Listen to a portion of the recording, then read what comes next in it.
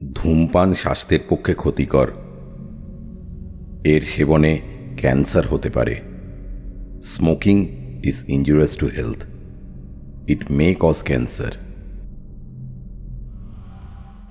ওরা কারা suspense story চ্যানেলের আজকের পরিবেশন মতিঝিলের কলমে লেখা আরেকটি দুর্দান্ত রোমাঞ্চকর কাহিনী, ডাবল গোয়েন্দা। গল্পটি আপনারা শুনুন, কেমন লাগলো কমেন্ট বক্সে আপনাদের মূল্যবান মতামত অবশ্যই জানাবেন।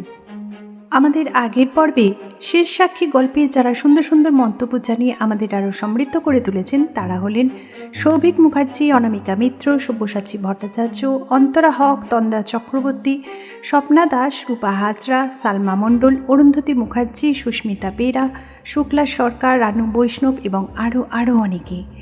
এই কম সময় সকলের নাম নেওয়া তো সম্ভবপর নয়, তার জন্য আমরা ক্ষমা প্রার্থী। তার সঙ্গে আন্তরিক ধন্যবাদ এবং কৃতজ্ঞতা জানাই আমাদের পাশে থাকার জন্য, এতটা ভালোবাসা উপহার দেওয়ার জন্য। আর যারা এখনও চ্যানেলটি সাবস্ক্রাইব করেনি তাদের কাছে অনুরোধ, প্লিজ চ্যানেলটি সাবস্ক্রাইব করে নেবেন।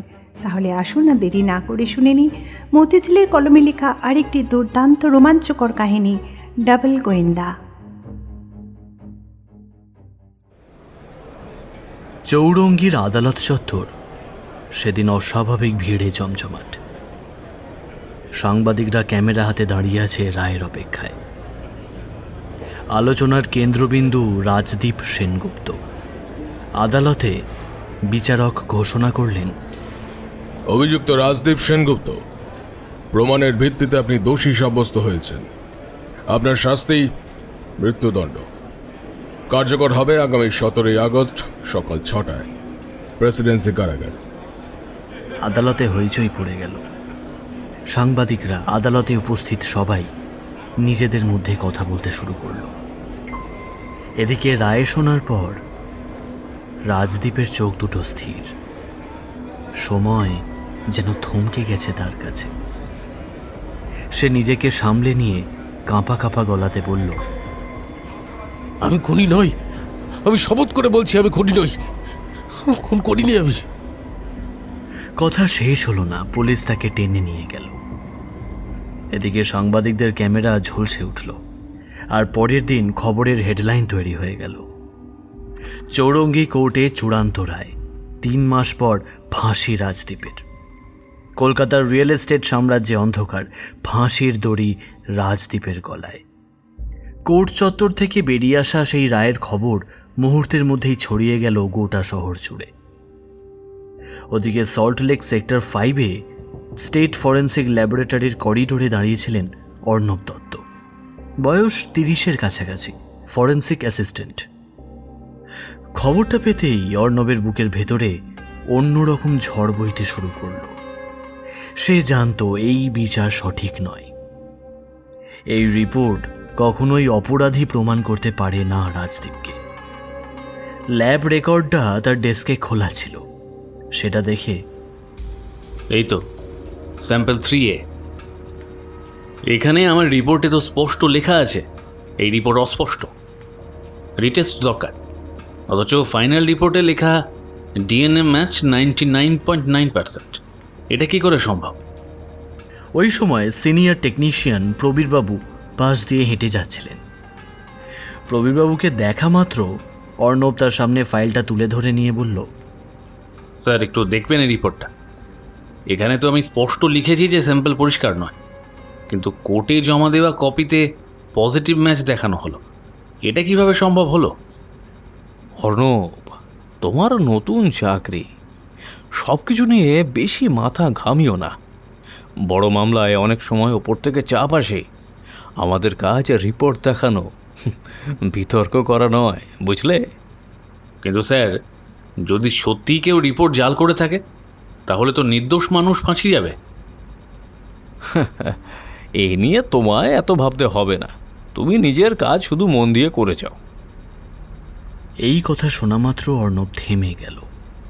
সে নিজের মনে ভাবতে থাকে, যদি রিপোর্ট সত্যিই পাল্টানো হয়ে থাকে তবে কোথাও না কোথাও তার ছাপ তো রয়ে গেছে। Lab computer log, chemical stock, shift registry, এইসব জায়গায় মিল না থাকলে বুঝতে পারবো। আমি প্রমাণ খুঁজে বের করবই, সত্যকে আমি সবার সামনে আনবই। ফরেন্সিক ল্যাবরেটরির দ্বিতীয় তলার ছোট ঘরে রাত 8টার পরও আলো জ্বলছে। বেশিরভাগ অফিসার ছেড়ে চলে গেছে। শিফট অনুযায়ী অর্ণবেরও চলে যাওয়ার কথা, কিন্তু অর্ণব তখনও যায়নি। সে বসে আছে, সামনে ছড়িয়ে রাখা ফাইল আর লগবুক। স্যাম্পল 3A ইনকনক্লুসিভ, কিন্তু ফাইনাল রিপোর্টে পজিটিভ। কোথাও না কোথাও ফাঁক তো রয়ে গেছে। এবার সে ল্যাবের শিফট রেজিস্ট্রি খুলে দেখতে লাগলো। পাতায় লেখা নাম, সময়, স্বাক্ষর। 14ই মের পাতায় চোখ আটকালো। আমার তো সেদিন রাত 11টা অবধি শিফট ছিল। আমি তো রাত 11টার সময় বেরিয়ে গেছিলাম, কিন্তু মেশিন লক বলছে 2:48 আবার রান হয়েছে, অথচ শিফট রেজিস্ট্রিতে ওই সময়ের কোনো এন্ট্রি নেই। তখনই দরজায় টোকা পড়ল। ভেতরে ঢুকলো সহকর্মী মধুমিতা, হাতে 2 কাপ চা। কি ব্যাপার, এখনো কাজ করছো? বাকিটা তো অনেক আগেই বেরিয়ে গেছে। কাজ না, খোঁজা বলো। ওই রিপোর্টে কিছু একটা গড়বড় আছে। মেশিন লক বলছে মেশিন রাত 2:48 নতুন রান হয়েছে। কার আইডি লগ ইন করেছে জানো? PBR07। এটা তো প্রবীর বাবুর আইডি, কিন্তু উনি কেন এমনটা করবেন? আমাদের ল্যাবে তো একটা সুনাম আছে। এমনও হতে পারে কেউ হয়তো ওনার আইডি ব্যবহার করে মেশিন চালিয়েছে। শিফট রেজিস্ট্রিতে নাম নেই। সিকিউরিটি দাদাকে জিজ্ঞাসা করছি। সিকিউরিটি গার্ডকে জিজ্ঞাসা করলো, দাদা, ওই দিন রাত 11টা অবধি আমার ডিউটি ছিল, তারপর তো বেরিয়ে গেছিলাম, কিন্তু মেশিনের লক বলছে রাত 2:48 আবার একটা রান হয়েছে। তখন কি কেউ এসেছিল? স্যার, রাত 2টোর পর বায়োমেট্রিকে একবার অ্যাক্সেস দেখাচ্ছিল, কিন্তু আমি কাউকে সেই সময় ঢুকতেও দেখিনি।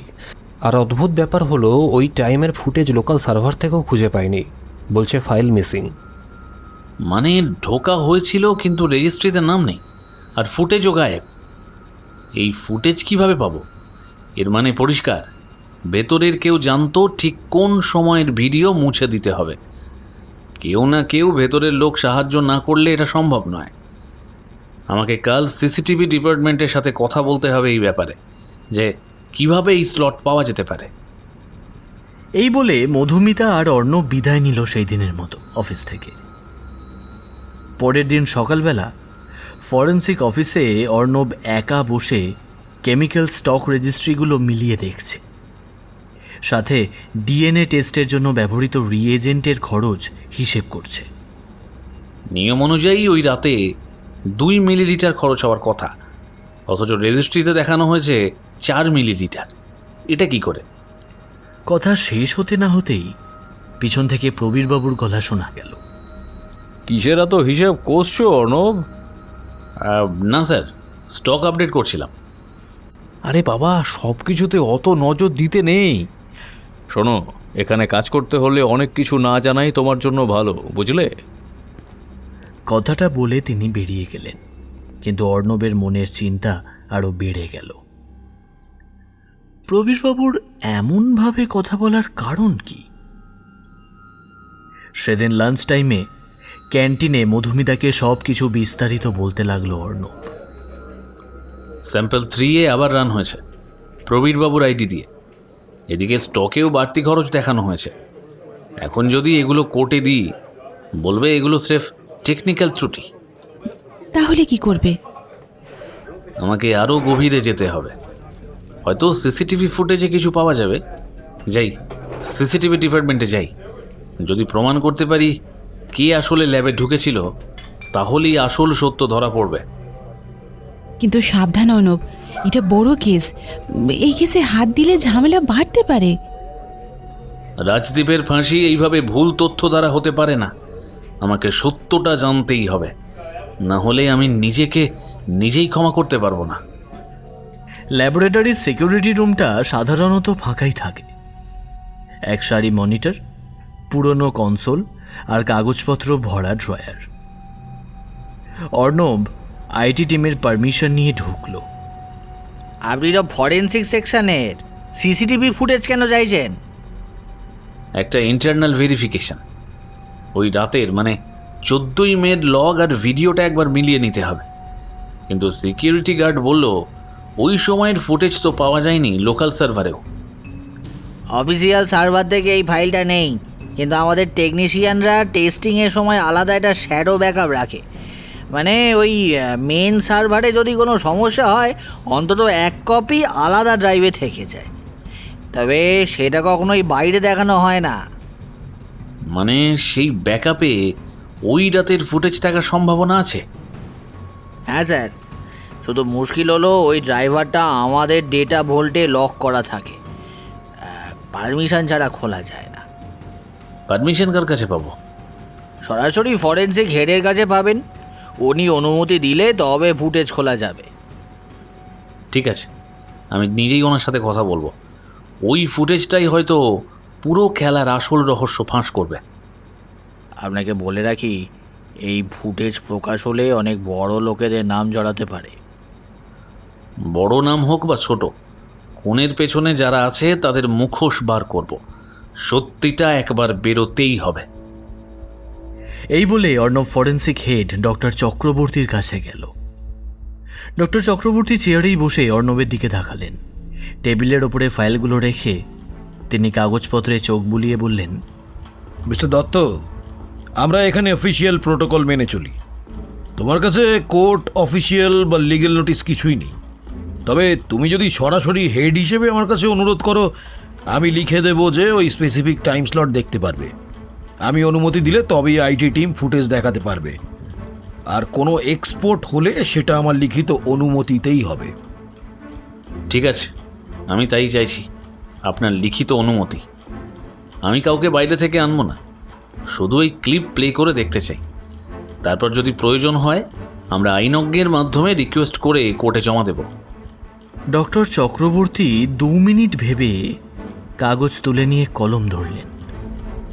তিনি স্পষ্টভাবে কাগজে লিখে দিলেন, authorisation, shadow backup, playback allowed for 240 to 250 on 14th May. No external export without head's written approval. তার পাশে তিনি সই করলেন এবং অর্ণবকে অনুমোদনের কাগজটা দিলেন, আর আইটি টেকনিশিয়ান রনিতকে ফুটেজ প্লে করতে বললেন। স্যার, যদি অনুমতি দেন তাহলে বলি, এই সিসিটিভি ফুটেজের ব্যাকআপ প্রয়োজন, আমার কাজের জন্য প্রয়োজন, এবং পরে সিআইডি বা ডিটেকটিভদের দেখানোর জন্য আইনি প্রমাণ হিসেবে দরকার পড়বে। ঠিক আছে, আমি অনুমতি দিচ্ছি। তবে ব্যাকআপটি শুধু প্লে করা যাবে, কোনো পরিবর্তন বা কপি করার আগে তাদের লিখিত অনুমতি লাগবে। ধন্যবাদ স্যার, আমি নির্দেশ অনুযায়ী কাজ করব। ফরেন্সিক হেডের থেকে অনুমতি পেয়ে সিসিটিভি ফুটেজ খোলা হলো। ফুটেজের সময় 14ই মে রাত 2:40 থেকে 2:50। মনিটরে দেখা গেল ল্যাবের করিডোরে একটা ছায়া, লোকটার মুখে মাস্ক, মাথায় ক্যাপ। দরজা খোলার পর লোকটা ভেতরে ঢুকে গেল। কিছুক্ষণ পরেই মেশিনের লাইট জ্বলে উঠল। এটা তো শিফটে দেখার কথা নয়, অথচ প্রবীরবাবুর আইডি দিয়ে মেশিন চালানো হয়েছিল। আশ্চর্য। লোকটার চলাফেরার ভঙ্গি, একটু খোঁড়ানো হাঁটা অর্ণবের মনে ঝলকে উঠল। এটা কি তবে দেবাশিসদা? ফুটেজে মুখ পরিষ্কার দেখা যাচ্ছিল না, কিন্তু ল্যাবে কাজ করতে করতে সহকর্মীদের শরীরী ভঙ্গি চেনা যায়।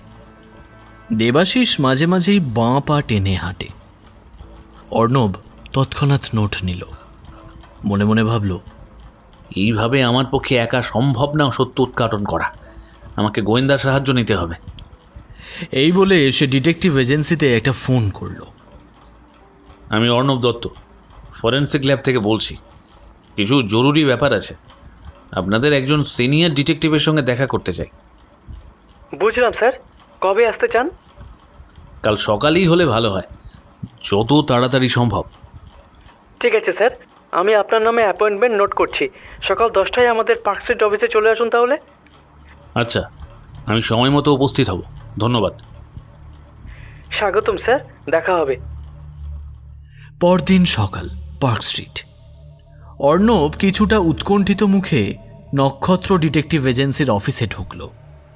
রিসেপশনে অল্পক্ষণ বসতে হলো। কিছুক্ষণ পর ভেতর থেকে লম্বা ধীর স্থির ভদ্রলোক বেরিয়ে এলেন। চোখে ধারালো দৃষ্টি, কণ্ঠে ভরসা জোগানো দৃঢ়তা। আমি সৌমিক মুখোপাধ্যায়, নক্ষত্র এজেন্সি সিনিয়র ইনভেস্টিগেটর। আসুন, ভেতরে বসে কথা বলি। দুজনে কাঁচ ঘেরা কনফারেন্স রুমে ঢুকল। টেবিলে রাখা ফাইলের দিকে তাকাতে তাকাতে সৌমিক কথা শুরু করলেন। তাহলে কি ব্যাপার? আপনি তো ফরেন্সিক ল্যাবে কাজ করেন, গোয়েন্দার দরকার পড়লো কেন? স্যার, একটা খুনের মামলায় ফাঁসির রায় হয়েছে। কোর্ট রায় ঘোষণা করেছে, কিন্তু আমি নিশ্চিত ফরেন্সিক রিপোর্টে গণ্ডগোল আছে। আমার নোটস আর ফাইনাল রিপোর্ট একেবারেই মেলে না। মনে হচ্ছে রিপোর্ট বদলানো হয়েছে। সৌমিক কিছুক্ষণ নীরবে অর্ণবের চোখের দিকে তাকিয়ে রইলেন। তারপর ধীর স্বরে বললেন, বুঝেছি। তবে জানেন তো, এরকম অভিযোগ যদি প্রমাণ ছাড়া করা হয় তবে আপনারই বিপদ হবে। শুধু চাকরি নয়, আপনারও নিরাপত্তাও ঝুঁকির মুখে পড়তে পারে। আমি জানি স্যার, কিন্তু চুপ করে থাকলে একজন নির্দোষ মানুষ ফাঁসিতে যাবে। আপনার সাহস আছে বলতে হবে। আচ্ছা বলুন তো, কি কি অসঙ্গতি পেয়েছেন? ল্যাব লগ, শিফট রেজিস্ট্রি আর মেশিনের ডেটা কোনোটার সাথে কোনো মিল নেই। রাত 2:48 মেশিন রান হয়েছে, অথচ সেই সময় রেজিস্ট্রিতে কোনো এন্ট্রি নেই। আমি মনে করি তখন আসল স্যাম্পেলের বদলে অন্য কিছু চালানো হয়েছে। আর কিছু সিসিটিভি ফুটেজও আছে যা সন্দেহজনক মনে হচ্ছে। ঠিক আছে মিস্টার দত্ত, এবার থেকে আপনি একা নন, আমরাও আছি। আজ থেকে আপনার ফোন, আপনার যাতায়াত সব নজরে রাখা হতে পারে। মানসিকভাবে প্রস্তুত থাকুন। আপনাদের ল্যাব অফিসেও আমাকে একবার যেতে হবে। না, সরাসরি অফিসে না। আমার সিনিয়র জানতে পারলে বিপদে পড়ব আমি সিসিটিভি ফুটেজও নিয়ে এসেছি পেন ড্রাইভে। ধন্যবাদ। আপনার এই তথ্য আমাদের তদন্তে অনেকটা সাহায্য করবে। অর্ণবের কাছে সিসিটিভি ফুটেজ পেয়ে সেগুলো দেখতে দেখতে, মুখ দেখা যাচ্ছে না, শুধু খোঁড়ানো হাঁটা। আমার মনে হয় দেবাশিস যা হবে, হাঁটার ভঙ্গি তো তাই বলছে। আমাদের ভালোভাবে বিষয়টা পর্যবেক্ষণ করতে হবে। যদি নির্দোষ মানুষকে এইভাবে ফাঁসানো হয় তবে সত্যি সামনে আনা অবশ্যই জরুরি। তা না হলে আমার কাজের কোনো মানেই নেই। শুধু ভঙ্গি দিয়ে কাউকে দোষী প্রমাণ করা যায় না। আপনি আমাকে ফুটেজ দিন, আমি ভালো করে সব দেখি। এছাড়াও আপনার কথা মতো দেবাশিসের সঙ্গেও আমি কথা বলবো। অর্ণব মাথা নেড়ে রাজি হলো। এবার সৌমিক হালকা হাসি দিয়ে বললেন, অর্ণব, আপনি খুব ভালো কাজ করছেন, কিন্তু একটা কথা মনে রাখবেন, এখানে সবাই আপনার বন্ধু নাও হতে পারে। অফিসে যে কজন বা যারা ঘোরাফেরা করছেন তাদের মধ্যে কে আসল, কে ছদ্মবেশে শত্রু তা বোঝা বড় মুশকিল। তাই কাউকে বিশ্বাস করার আগে ভালো করে ভেবে নেবেন। আমি সেটা বুঝেছি, তাই তো সব তথ্য আমি সরাসরি আপনাকেই দিচ্ছি, অন্য কাউকে নয়। আপনার কথা আমার খুব ভালো লাগলো। আপনি আপনার প্রমাণ জোগাড় করুন, আমি আছি, তবে অফ দ্য রেকর্ড। মানে আপনি সত্যিই সাহায্য করবেন? সাহায্য না, আমি কেবল দেখব আপনি কি খুঁজে পান। যদি কিছু সত্যি থাকে তখন সেটা অফিসিয়াল ইনভেস্টিগেশনে আনব। অর্ণবের মনে হচ্ছিল প্রথমবারের মতো সে একা নয়। সৌমিক হয়তো এই মুহূর্তে দূরত্ব বজায় রাখছেন, তবুও তার সন্দেহ পুরোপুরি বাতিল করলেন না। অর্ণব বিদায় নিল। সেই দিন আর অর্ণব ফরেন্সিক অফিসে যায়নি।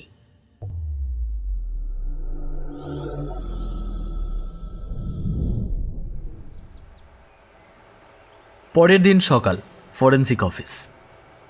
ফরেন্সিক ল্যাবের সকালটা ছিল সাধারণ দিনের মতোই, কিন্তু অর্ণবের চোখে সবকিছুই আজ অস্বাভাবিক। ফাইলের ভেতর যে অসঙ্গতিগুলো সে খুঁজে পেয়েছে সেগুলো তার মাথা থেকে কিছুতেই সরছিল না। ব্রেক রুমে কয়েকজন সহকর্মী বসে চা খাচ্ছিল। দেবাশিস, মধুমিতা আর দু একজন জুনিয়র। অর্ণব ঢুকতেই দেবাশিস হেসে বলল, ওই যে রাত দিন ফাইল নিয়ে পড়ে থাকা ছেলেটা এলো। কিরে, আজও রিপোর্টে কি ভূত দেখলি? না দাদা, ভূত নয়, আসলে। কথা শেষ হতে না হতেই ব্রেক রুমের দরজা খুলে প্রবীরবাবু ঢুকলেন। কি নিয়ে এত আলোচনা হচ্ছে? তবে তোমরা সবাই মনে রেখো, এই কেস নিয়ে অফিসে বেশি আলোচনা করবে না। বাইরে কথা ছড়িয়ে পড়লে আমাদেরই বিপদ হবে। আরে যে অর্ণব, তুমি নাকি লক ফাইল খুঁজে দেখছো? হ্যাঁ, মানে ওই নিয়ম মাফিক চেক করছিলাম। নিয়ম মেনে কাজ করো, তাতেই ভালো থাকবে। কথাটা বলে তিনি বেরিয়ে গেলেন। বাকিরা থমকে গেল। বুঝলে, কেউ চাইছে যেন আমি থেমে যাই, কিন্তু এখনই তো আসল জায়গায় পৌঁছাচ্ছি। এরপর অফিসে সারাদিনের কাজ সেরে তারা বিদায় নিল। সৌমিকের সঙ্গে অর্ণব আবার দেখা করল। সিসিটিভি ফুটেজ আগে দেওয়া ছিল, এবার অর্ণব সাথে করে একটা ফাইল টেবিলে রাখল। সেটাতে ছিল শিফট রেজিস্ট্রি, স্টক খাতা, লগ ফাইলের প্রিন্ট আউট। সব দেখে সৌমিক বলল, মজার ব্যাপার হলো এই রাতে প্রবীরের আইডি দিয়ে লগ ইন করা হয়েছে, অথচ সে শিফটে ছিল না। আমার মনে হচ্ছে এবার ফরেন্সিক অফিসে একবার যাওয়া জরুরি। সেখানকার কিছু তথ্য হাতের কাছে পেলে তদন্ত অনেক এগোবে। আমাকে তাহলে অনুমতি নিতে হবে ফরেনসিকের কাছে? দেখুন, আমি কিন্তু গোপনে তদন্ত করছি। যদি ধরা পড়ে যাই তবে উল্টে আমি ফেঁসে যাব। তবে যদি এটাই দরকার হয়, আমি চেষ্টা করব। আপনি ভয় পাবেন না, অনুমতি নেওয়ার কাজটা সামলে নিন, বাকিটা আমি সামলাবো। এই ঝুঁকি নিতে না পারলে আমরা আসল সত্যিটা কোনোদিনই খুঁজে পাবো না। কোর্ট রুমের রায়, ফাঁসের তারিখ, সবকিছুই অর্ণবের মাথায় বাজতে লাগলো। সে মনে মনে ভাবতে লাগলো, যদি সময় মতো আসল প্রমাণ না মেলে তবে একজন মানুষ অকারণে মরবে। এরপর অর্ণব আর সময় নষ্ট না করে ফরেন্সিক অফিসে গেল। সেখানে অর্ণব ফরেন্সিক হেডের সঙ্গে দেখা করতে এলো। স্যার, আপনার অনুমতি নিয়ে আমি আগে যে সিসিটিভি ফুটেজটা সংগ্রহ করেছি তার পাশাপাশি আর একটা আর্জি আছে। একজন এই বিষয়ে ল্যাবে এসে টেকনিক্যাল ভেরিফিকেশন চালাবে।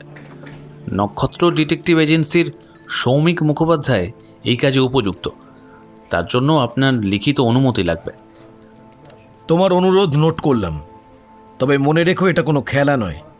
তুমি জানো কোনো ভুল পদক্ষেপ ল্যাবের সুনাম এবং তোমার পেছনে বড় ঝামেলা নিয়ে আসবে। কিন্তু আমি জানি স্যার, আমার কাজের রেকর্ড তো আপনি জানেন। আমি সবসময় নিয়ম মেনে কাজ করি। আর স্যার, সৌমিক খুবই পেশাদার। সে দেখবে, প্রয়োজনীয় ভেরিফিকেশন করবে, আর আমি চাই আনুষ্ঠানিকভাবে সে ল্যাবে যেন ঢুকতে পারে। ডক্টর চক্রবর্তী অল্প সময় থেমে অর্ণবের অ্যাপ্লিকেশনের দিকে চোখ দিয়ে ধীরে ধীরে উঠে ড্রয়ারের একটা ফাইল খুলে কাগজ বের করলেন। ঠিক আছে, নির্দিষ্ট শর্ত সাপেক্ষে আমি অনুমতি দিলাম বলে কাগজে পেন দিয়ে লিখে দিলেন, নক্ষত্র ডিটেকটিভ এজেন্সির সৌমিককে 14ই মে থেকে 2:40 থেকে 2:50 সময়সীমার শ্যাডো ব্যাকআপ প্লেব্যাক ও নির্দিষ্ট টেকনিক্যাল ভেরিফিকেশন করার অনুমতি দেওয়া হলো। কোনো রকম এক্সপোর্ট বা কপি করার আগে ফরেন্সিক হেডের লিখিত অনুমতি নেওয়া বাধ্যতামূলক। ধন্যবাদ স্যার, আমি সতর্ক থাকব। কোনো কপি লিক করব না, আর কাউকে কিচ্ছু বলবো না। একটা কথা মনে রেখো, তোমার ভালো কাজের রেকর্ডই কিন্তু আমাকে এই সিদ্ধান্তে পৌঁছে দিয়েছে। তবে সতর্ক থেকো, কোনো বেআইনি ঝুঁকি নেওয়া যাবে না। ল্যাবের পরিবেশ কিন্তু তাহলে বদলে যেতে পারে। আমি প্রস্তুত আছি স্যার। এখানে তোমার আর ডিটেকটিভ সৌমিকের জন্য আনুষ্ঠানিক অনুমতি আছে। তুমি সৌমিককে জানাবে, আর সে অফিসিয়ালি এসে ভেরিফাই করবে। আমি এখনই জানাচ্ছি। ধন্যবাদ স্যার। আচ্ছা অর্ণব, একটা কথা বলো তো, তুমি নিজে একটা বড় কেসে নেমেছ। মৃত্যুর তদন্ত, ষড়যন্ত্র, এসব তো ছোটোখাটো বিষয় নয়। তাহলে তুমি সরাসরি সরকারি গোয়েন্দাদের, সিআইডি বা পুলিশের ক্রাইম ব্রাঞ্চকে কেন আনছো না? এতে তো তদন্ত আরও সহজ হয়ে যেত, তাই না? ঠিক বলছেন ডক্টর চক্রবর্তী, কিন্তু কখনো কখনো সরকারি যন্ত্রপাতি তখনই নড়ে যখন ভিতরে আগুনটা কেউ আগে থেকে ধরায়। শুরু থেকেই যদি সরকারি গোয়েন্দা আসতো, তাহলে কেসটা হয়তো অফিসিয়াল প্রসিডিওর আর দীর্ঘ সময়ের ভেতরে হারিয়ে যেত। আমি চেয়েছিলাম সত্যটা খুঁজে বের করতে, যুক্তি আর প্রমাণের পথ ধরে খুব তাড়াতাড়ি, কারণ হাতে সময় বেশি নেই।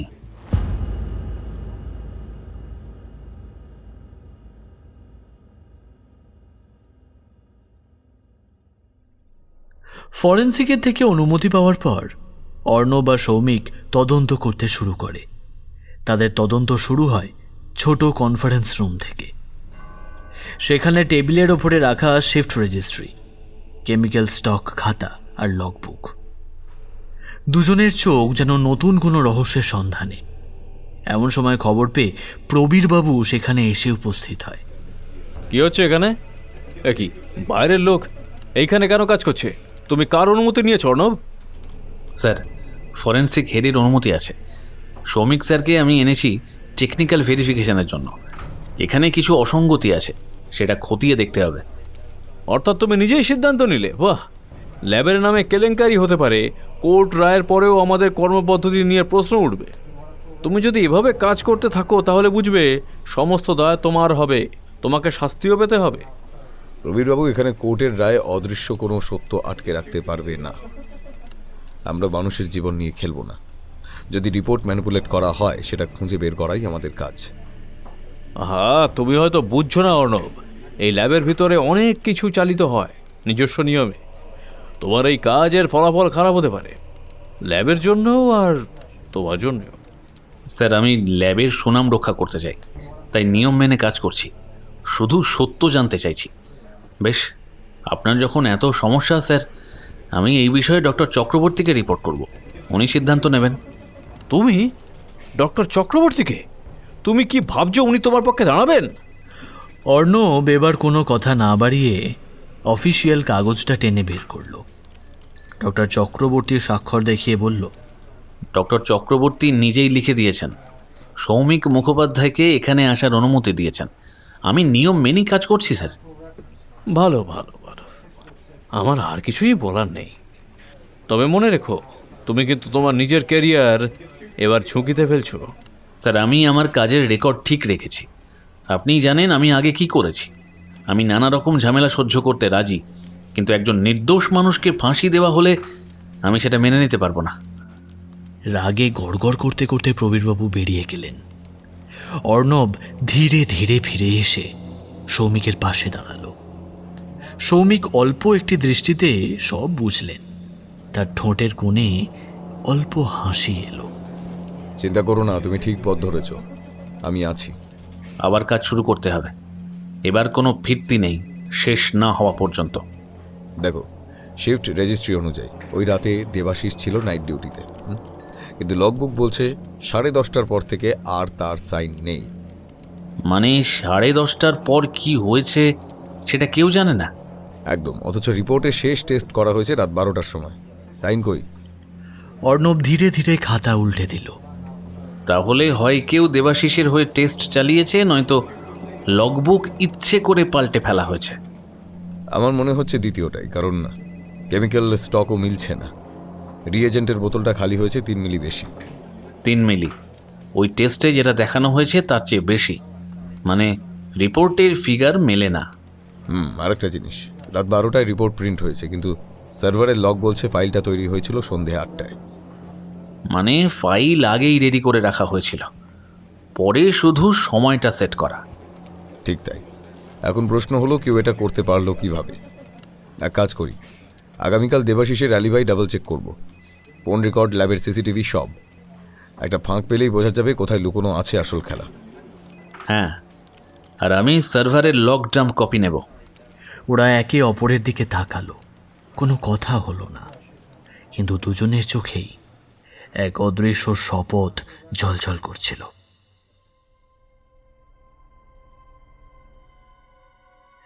ল্যাবরেটরির ছোট অফিস রুমে অর্ণব আর সৌমিক পাশাপাশি বসে আছে। টেবিলের ওপরে ছড়িয়ে রাখা রয়েছে কল রেকর্ড, সিসিটিভি ফুটেজের কপি আর শিফট রেজিস্ট্রি। সব দেখে মনে হচ্ছে কেউ চাইছে রাজদীপকে ফাঁসাতে, আর এই জন্য ল্যাবকে চাপ দিয়ে রিপোর্ট পাল্টানো হলো। কথা শেষ হতে না হতেই দরজায় হালকা টোকা। ভেতরে ঢুকলো মধুমিতা, মুখে অস্বস্তির ছাপ। অনব, তোমার খোঁজে এসেছিলাম, সাবধানে থেকো। কাল রাতে ক্যান্টিনে কিছু লোক তোমার নাম করে কথা বলছিল ওই লোকটা বেশি ঘাটছে, ওর বিপদ আছে। আমি শুনে ভয়ে চুপ ছিলাম। অর্ণব থমকে গেল। সৌমিক গম্ভীর চোখে তাকিয়ে বলল, এটাই প্রমাণ যে আমরা ঠিক জায়গায় খোঁচা দিয়েছি। যদি সত্যি নির্দোষ মানুষকে ফাঁসানো হয়ে থাকে তাহলে কেউ না কেউ মরিয়া হয়ে যাবে আমাদের থামাতে। অর্ণব কাগজগুলো গুছিয়ে নিল। তার চোখে আগের চেয়ে অনেক বেশি দৃঢ়তা। যত বড় শক্তি থাকুক, আমি প্রমাণ খুঁজে বের করবই করব। এখনকার টার্গেট একটাই, কে ওই রাতে ল্যাবে ঢুকেছিল। তাহলে এই খেলাটা অনেক বড় হতে চলেছে। হ্যাঁ, এবার থেকে আমরা শুধু ল্যাব নয়, পুরো নেটওয়ার্কটা খুঁজব। মনে রেখো, এখানেই শুরু আসল ষড়যন্ত্রের। আমার মনে হয় এই কেসে আমাদের কলকাতা পুলিশের সিআইডি অফিসার সৌগতদেরও সাহায্য লাগবে।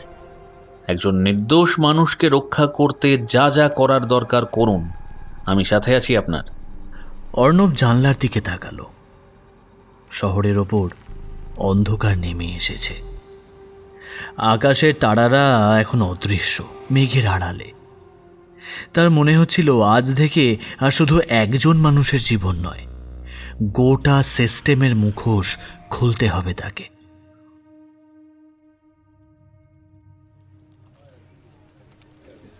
কলকাতা পুলিশের সিআইডি দপ্তরের ঘরে বসে অর্ণব আর সৌমিক। কিছুক্ষণ পর সিআইডি অফিসার সৌগতদের আবির্ভাব। চোখে কালো ফ্রেমের চশমা, নীল শার্ট, বুদ্ধিদীপ্ত সুপুরুষ বলতে যা বোঝায় তাই। তিনি এসে বললেন, কতক্ষণ এলে তোমরা সৌমিক? তুমি তো কাল অ্যাপয়েন্টমেন্ট করেছিলে সকাল 10টাতে, এখন তো সকাল 9:45। আসলে স্যার ভীষণ চিন্তাতে আছি। আমি সৌমিকবাবুকে একটু ব্যতিব্যস্ত করলাম, ক্ষমা করবেন স্যার। না না, সে ঠিক আছে। কি সমস্যা আছে বলুন। এবার অর্ণব আর সৌমিক সমস্ত কথা বলল, আর যা যা তথ্য পেয়েছিল সেগুলো একটা ফাইলে করে দিল সৌগত দেইকে। এবার তিনজন ফাইল দেখছে গভীর মনোযোগ দিয়ে। টেবিলে ছড়িয়ে আছে ল্যাবের shift registry, CCTV print out আর একটা কেমিক্যাল স্টক রিপোর্ট। রাত 2:48 মেশিন চালু হয়েছিল। ইউজার আইডি প্রবীর, কিন্তু ফুটেজে হাঁটার ভঙ্গি দেবাশিসের মতো। তোমার তো এমনটাই মনে হয়েছে অর্ণব? সেটাই তো, তবে মুখ ঢাকা ছিল। তবে দেবাশিস যদি ঢুকেই থাকে তাহলে সাইন করেনি কেন? শিফট রেজিস্ট্রিতে শুধু আমার নাম। সৌগত ভ্রু কুঁচকে চুপ করে থাকলেন। কিছুক্ষণ পর টেবিলে হাত চাপড়ে উঠে দাঁড়ালেন। চলো এবার দেবাশিসকে জিজ্ঞেস করি সরাসরি। এবার তিনজন পৌঁছল ফরেন্সিক ল্যাবে দেবাশিসের কাছে। দেবাশিস একটু অস্বস্তি নিয়ে হাসলেন। কি চাই আমার কাছে? 14ই মে রাত, আপনি সেদিন শিফটে ছিলেন না, তবু কেউ ল্যাবে ঢুকেছে, আপনার হাঁটার ভঙ্গির সঙ্গে মিলছে। ব্যাখ্যা দেবেন? সেদিন রাতে আমি ল্যাবে ছিলাম না। আমি আসলে বউকে নিয়ে হাসপাতালে গেছিলাম। হঠাৎ প্রেশার বেড়ে গিয়েছিল, অ্যাপেলোতে অ্যাডমিটও হয়েছিল। কোন সময় গিয়েছিলেন? রাত 11:30 নাগাদ পৌঁছাই। সকাল 8টা অবধি ওখানেই ছিলাম। প্রমাণ? দেবাশিস ড্রয়ার থেকে ফাইল টেনে বের করলেন অ্যাপোলোর বিল আর মেডিকেল রিপোর্ট। তাতে স্পষ্ট লেখা ভর্তির সময় 11:40 PM, ডিসচার্জ 8:15 AM। সৌগত ফাইলগুলো গুছিয়ে রেখে ধীরে ধীরে বললেন, অদ্ভুত কাকতালীয়, তাই না? ফুটেজে খোঁড়ানো হাঁটা, অথচ ওই রাতে আপনি হাসপাতালে, আর আপনার সাইন শিফটে নেই। মানে কেউ আপনাকে নকল করেছে। মানে আমি তো কারো শত্রু নই, তাও কেন হচ্ছে এসব আমার সাথে? আপনি চিন্তা করবেন না, আমরা ব্যাপারটা দেখছি। ঘর থেকে বেরিয়ে করিডোরে দাঁড়ালো অর্ণব, সৌমিক আর সৌগত। আমরা ভেবেছিলাম দেবাশিসই দায়ী, কিন্তু প্রমাণ বলছে উনি সেই সময় হাসপাতালে ছিলেন। ঠিক তাই, আর এটা কি বলে রেড হেডিং। আসল অপরাধী জানতো যে সিসিটিভিতে ভঙ্গি ধরা পড়তে পারে, তাই এমনভাবে সাজিয়েছে যেন দেবাশিস সন্দেহের কেন্দ্র হয়। মুখ ঢেকে ঢুকে খোঁড়ানো ভঙ্গিতে হাঁটল যেন দেবাশিস দোষী প্রমাণ হয়। মানে কেউ ইচ্ছে করেই দেবাশিসকে ফাঁসাতে চাইছে, আর তার মানে ষড়যন্ত্রটা ল্যাবের ভেতরেই সীমাবদ্ধ নয়, এর পেছনে আরও বড় হাত আছে। সৌমিক চুপ করে সিগারেট ধরালেন, তারপর তাকালেন আকাশের দিকে। অনেক খেলা এখন শুরু হলো। সামনে যা আছে তাতে তুমি হয়তো একেবারে একা হয়ে যাবে, তবু এগোতে চাও? যদি নির্দোষ মানুষ ফাঁসির দড়ি থেকে বাঁচে তবে আমি যে কোনো ঝুঁকি নেব। সন্ধ্যা নেমেছে কলকাতার আকাশে। সল্ট লেক সেক্টর 5-এর অফিস পাড়া ফাঁকা হয়ে গেছে। শুধু দু একটা চায়ের দোকান আর ফাস্ট ফুডের ঠেলাগুলোই আলো চলছে। অর্ণব, সৌমিক আর সৌগত বসে আছে একটা চায়ের দোকানে। তিনজনের হাতে গরম চায়ের কাপ, কিন্তু সবার চোখেই স্পষ্ট অস্থিরতা। আমার মনে হয় দেবাশিসবাবুর অ্যালিবাইটা আবারও যাচাই করতে হবে। কাগজে কলমে তো সব ক্লিয়ার দেখাচ্ছে, কিন্তু কাগজ তো বদলানো যায়। আমি ভাবছিলাম যে রাতে রিপোর্ট পাল্টানো হলো সেদিন রাত 2টোর পর সিস্টেমে লগ ইন হয়েছিল। দেবাশিসবাবুর নাম প্রথমেই মনে আসছে, কিন্তু কিন্তু কি? কোনো দৃঢ় প্রমাণ নেই, কেবল অনুমান। ঠিক তখনই তাদের টেবিলে এসে দাঁড়ালো এক অচেনা লোক। মাঝারি গড়নের শরীর, গালে দাড়ি আর চোখে কালো চশমা। মাফ করবেন, এখানে অর্ণব দত্ত কে আছেন? আমি। যা করছেন থেমে যান, ফল ভালো হবে না। আপনি কি বলতে চাইছেন?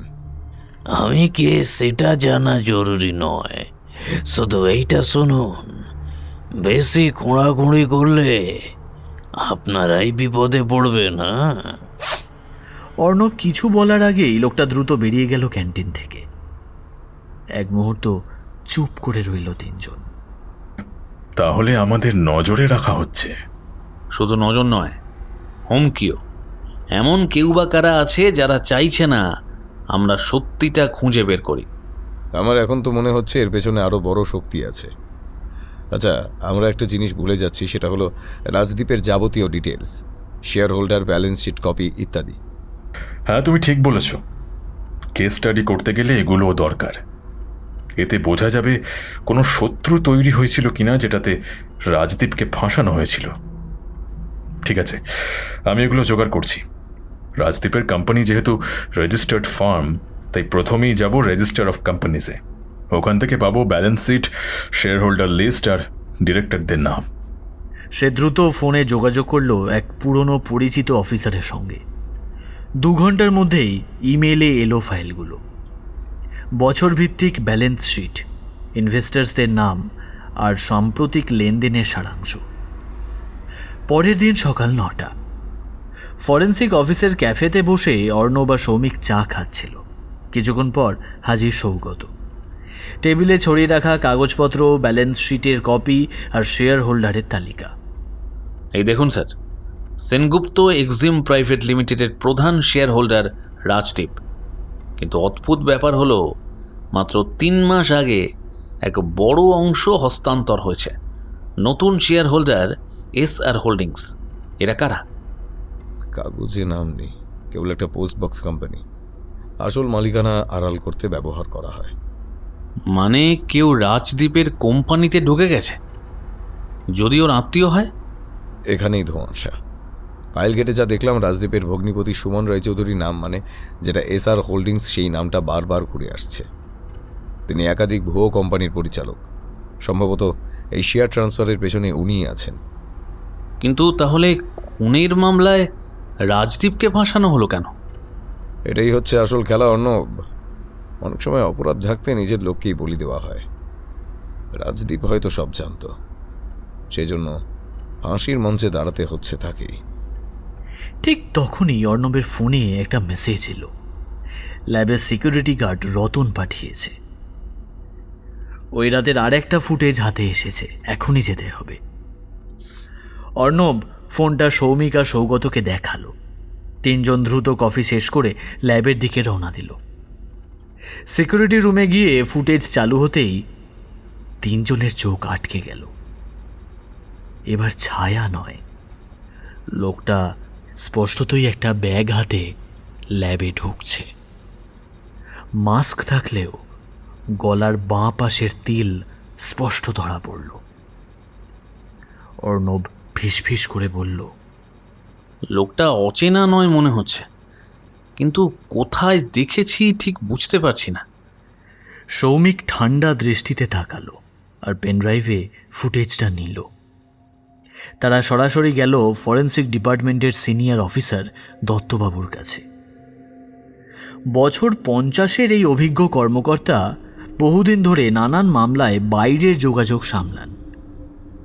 অর্ণব দ্বিধা নিয়ে ল্যাপটপের ফুটেজটা চালালো। স্যার একটু দেখুন তো, এই লোকটা আপনাদের কাছে আগে এসেছিল?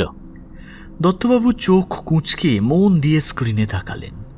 কিছুক্ষণ পর গলা নামিয়ে বললেন, হ্যাঁ, চিনতে পারছি।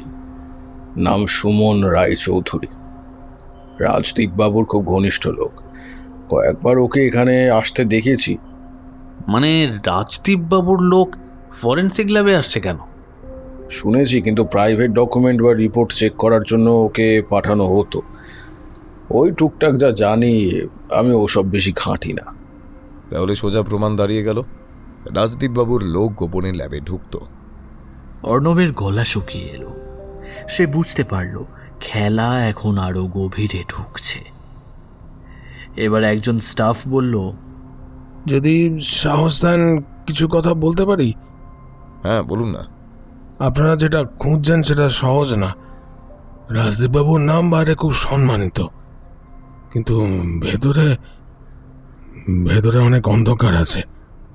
অন্ধকারের কথাই জানতে চাই, বিশেষ করে সুমন রায়চৌধুরী কেন ফরেন্সিক ল্যাবে আসতো? দেখুন, রাজদীপবাবুর ব্যবসা প্রতিদ্বন্দ্বীহীন নয়। কদিন আগে চুক্তিপত্রে জাল সিগনেচার ফরজারি নিয়ে মামলা হয়। ওই নথি ফরেন্সিক টেস্টে গিয়েছিল। উনি ভয় পেতেন রিপোর্ট তার বিরুদ্ধে যাবে বলে। তখন থেকে সুমনকে পাঠাতেন। মানে ল্যাবের রিপোর্ট পাল্টাতে?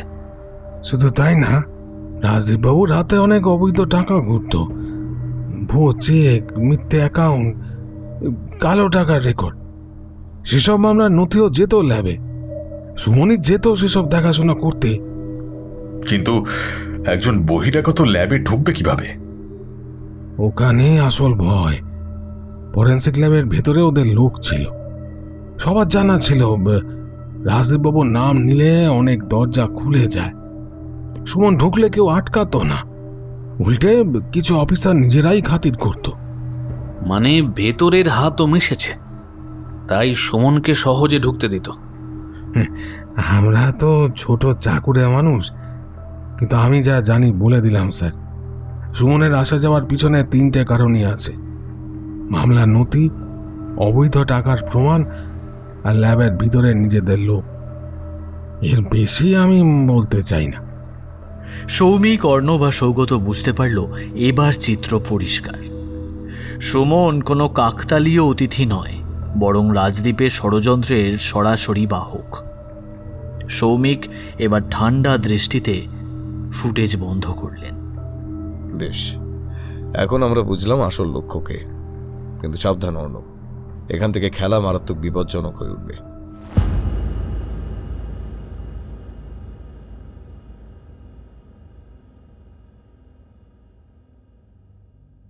রাজদীপ সেনগুপ্ত শুধু ব্যবসায়ী নন, শহরের বড় real estate company Sengupta real এস্টেটের কর্ণধার। শহরের মাঝখানে মাথা উঁচু করে দাঁড়ানো কাঁচের অট্টালিকায় তার অফিস। নামটা যে কারোর মুখেই উচ্চারিত হয়, সবাই চেনে। সেদিন সকালেই সৌমিক, সৌগত আর অর্ণব একসাথে ঢুকলো সেই অফিসে। রিসেপশনে বসা মেয়েটা অবাক হয়ে তাকালো, কিন্তু সৌমিক তার পরিচয়পত্র দেখাতেই গম্ভীর হয়ে গেল।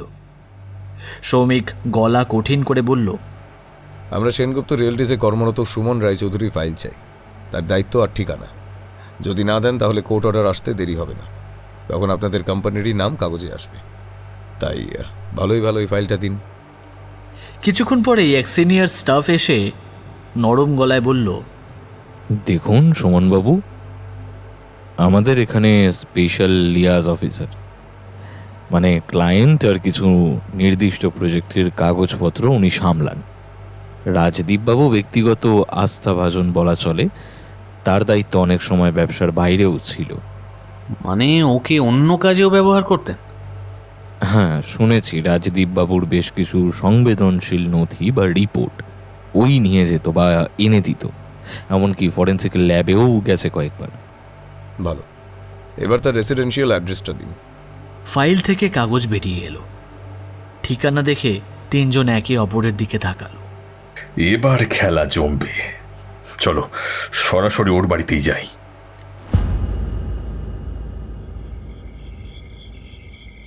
সন্ধ্যার পর উত্তর কলকাতার এক পুরনো দোতলা বাড়ি।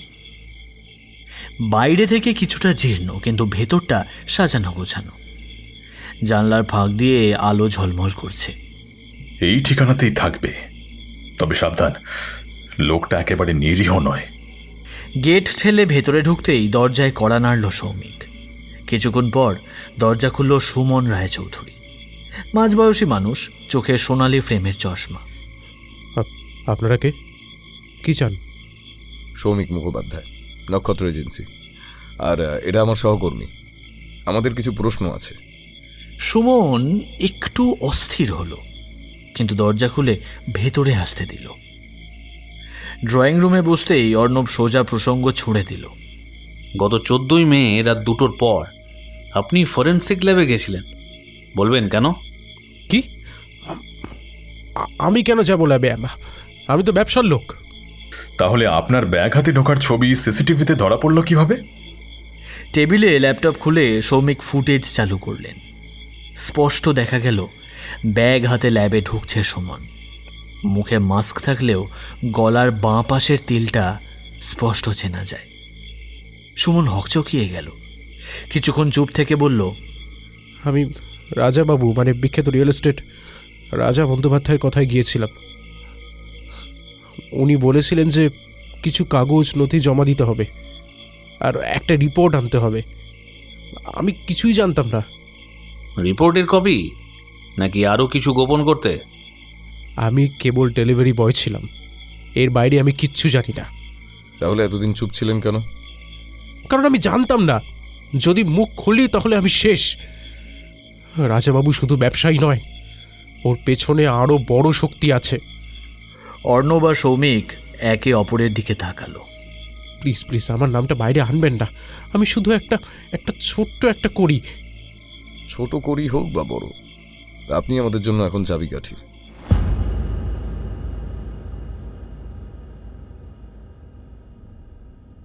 সকাল 8টা। কোর্টে খবর ছড়িয়ে গেছে, ফাঁসির তারিখ ক্রমশ। কিন্তু তার আগেই নক্ষত্র এজেন্সি ও পুলিশের যৌথ টিম সুমন রায়চৌধুরীকে গ্রেপ্তার করেছে। সোজা তাকে আনা হলো লালবাজার থানার সদর দপ্তরে। অর্ণব, সৌমিক আর ইনভেস্টিগেশন অফিসার সৌগত তিনজনেই উপস্থিত। সকালে ভিড় জমেছে চতুর্দিকে, কিন্তু কনফারেন্স রুমের ভেতরে অদ্ভুত এক চাপা উত্তেজনা। ইন্টারোগেশন রুমে টেবিলের এক পাশে বসানো হয়েছে সুমন রায়চৌধুরীকে। হাত কড়া পড়ানো, চোখে আতঙ্ক, কিন্তু মুখ শক্ত করে আছে। টেবিলের অপর পাশে সৌমিক আর সৌগত, আর সৌগতর ডান দিকে সিআইডি এর প্রাইভেট কনসালটেন্ট, আর কোণে নীরবে বসে আছে অর্ণব। সৌগত ফাইল খুলে ঠান্ডা গলায় শুরু করলেন। সুমন, তুমি এখন লালবাজারে। এখানে আমরা শুধু প্রশ্ন করব না, প্রতিটা শব্দ, প্রতিটা দৃষ্টি রেকর্ড করব, তাই ভালো করে ভেবে উত্তর দেবে। সুমন নীরব, ঠোঁট শক্ত করে বন্ধ। অর্ণব হালকা এগিয়ে এলো, টেবিলের প্রিন্ট আউট ছড়িয়ে দিল। এটা সার্ভার লগ, দেখুন ওই সময়ই ডিএনএ টেস্টের নতুন রান হয়েছে। আর এই ক্যামেরার ফুটেজ, হ্যাঁ মুখ ঢেকেছিলেন, কিন্তু গলার বাঁ পাশের তিল ধরা পড়েছে। আপনি পালাতে পারবেন না। সুমন চুপ, তার আঙুলগুলো টেবিলের ওপর স্নায়বিক ভঙ্গিতে টোকা দিচ্ছিল। সৌগত এবার হালকা হাসলেন। তিনি চেয়ারের পেছনে হেলান দিলেন, যেন অনেকটা ধৈর্যশীল খেলোয়াড় প্রতিপক্ষকে দেখছে। তুমি ভাবছো চুপ থাকলেই বেঁচে যাবে? ভুল। আমরা জানি 3 মাসে তোমার অ্যাকাউন্টে 50 লক্ষ টাকা জমা পড়েছে, নগদে, ধাপে ধাপে। এই টাকার উৎস কোথা থেকে? সুমনের শরীর কেঁপে উঠল। শোনো, আমাদের কাছে তোমার বিরুদ্ধে সমস্ত প্রমাণ আছে। এখন তুমি যদি চুপ থাকো, সব দায় তোমার কাঁধে চাপবে। কিন্তু যদি এখন সত্যি বলে দাও, হয়তো আদালতে শাস্তি কম হতে পারে। ঘরে নিস্তব্ধতা নেমে এলো। শুধু ফ্যানের শব্দ আর সুমনের দম ফেলা শব্দ শোনা যাচ্ছিল। অবশেষে সে মাথা তুলে তাকালো, চোখ লাল, ঠোঁট কাঁপছে। সেদিন আমি ফোন পাই, আমাকে বলা হয় ল্যাবে গিয়ে স্যাম্পেল বদলাতে হবে, তাহলে আমার পরিবারকে মেরে ফেলা হবে। আমি বাধ্য হয়ে গিয়েছিলাম। কে ফোন করেছিল? নাম বলো। আমি জিজ্ঞেস করেছিলাম, বলেনি। তবে ও একা না, ও বলেছিল সব রাজা বন্দ্যোপাধ্যায়ের নির্দেশে হচ্ছে। রাজদীপ আর তার সঙ্গে অরুণবাবুর মধ্যে সেদিন ঝগড়া হয়েছিল, এমনকি সেটা হাতাহাতি আর গুলি পর্যন্ত চলেছিল। রাজদীপ ভয় পেয়ে গিয়েছিল, তখনই পুরো ফাঁদ তৈরি হয়। মানে তুমি সরাসরি খুনের সময় উপস্থিত ছিলে না? না, আমি শুধু পরে ল্যাবে গিয়ে রিপোর্টটা বদলাই। কিন্তু গুলির পরের রাতেই আমাকে বলা হয়েছিল যে তুই যদি কাজ না করিস তোর বউ বাচ্চা সব মরবে। তাই আমি বাধ্য হয়েছিলাম। সুমন, তুমি এখন পুরো সত্য বলছো না। কে ছিল সেই সঙ্গী? কারা ওই রাতে ঘটনাস্থলে উপস্থিত ছিল? আর আরও দুজন ছিল, তাদের নাম আমি বলতে পারবো না। তাদের নাম বললে আমার জীবনটা শেষ হয়ে যাবে। তোমাকে নিরাপত্তা আমরা দেব। এখন কাগজে লিখে স্বাক্ষর করতে হবে, আদালতে এই স্বীকারোক্তি ব্যবহার হবে। সুমনের কপালে ঘাম জমল। সে জানতো আর পিছু হটার উপায় নেই। ধীরে ধীরে সে লেখা শুরু করল। সেদিনের ফোন কল, টাকা লেনদেন সব লিখে ফেলল। অর্ণবের বুক থেকে যেন একটা বোঝা নেমে গেল। সে বুঝল এখন সত্যিই হাতের নাগালে। কিন্তু একই সঙ্গে তার মনে হচ্ছিল আসল ষড়যন্ত্রকারীরা এখনো ছায়ার আড়ালে। সুমন শুধু দাবার বোর্ডে, আসল খেলোয়াড়েরা এখনো বাইরে ঘুরছে। এটা কেবল শুরু, খেলা এখনো বাকি আছে। আমাদের মনে হয় আবার রাজদীপ বাবুর অফিসে গিয়ে ঘটনার দিনের প্রবাবিলিটি দেখতে হবে কি হয়েছিল সেই দিন। দুপুর গড়িয়ে গেছে। লালবাজার থেকে বেরিয়ে পুলিশ ভ্যান সরাসরি রওনা দিল রাজদীপের রিয়েল এস্টেটের অফিসে। গাড়ির ভেতরে অর্ণবের চোখ জানলার বাইরে গেঁথে আছে। অফিসে পৌঁছে প্রথমেই ফরেন্সিক টিম কাজ শুরু করল। দেওয়ালে গুলির চিহ্ন, মেঝেতে রক্তের দাগ সব কিছু মেপে দেখা হলো। এবার প্রতিটা চলাফেরা পুনর্নির্মাণ করতে হবে। অর্ণব, তুমি রাজদীপের জায়গায় দাঁড়াও। সৌমিক, তুমি অরুণের জায়গায়। মনে রেখো, এখানে হাতাহাতি হয়েছিল। তারা দুজন জায়গা নিল। ফরেন্সিক টেকনিশিয়ান লেজার পয়েন্টারটা দিয়ে বুলেট ট্র্যাজেক্টরি মেপে দেখালেন। দেখা গেল গুলি বেরিয়েছে রাজদীপ অরুণের ধস্তাধস্তির সময়।